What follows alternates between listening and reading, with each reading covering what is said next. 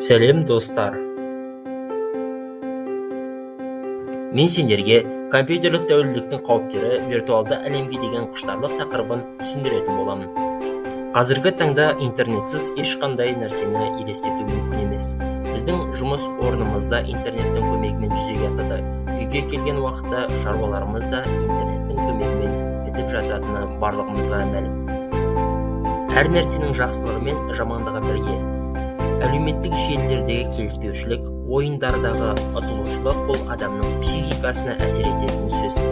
Интернетке тәуелділікті болдырмау, психикалық жеңіліске ұшырамау үшін мынандай жолдарды ұсынып алып отырмыз. Досты шынайы өмірден табуға тырыс. Уақытыңды үнемі қадағалап отыр, пайдалы нәрсеге жұмса, пайдасыз нәрсемен алданбауға тырыс. Онлайн ойындардан бойыңды аулақ ұста, спортпен шұғылдан. Интернетті онлайн кітапхана ретінде пайдалан. Бос уақытында қимылды ойындармен ойна, таза ауада серуендеуді ұмыт. Алған кеңестерді пайдаға асырып, интернетке тәуелділікті жоюға бірге атсалысайық.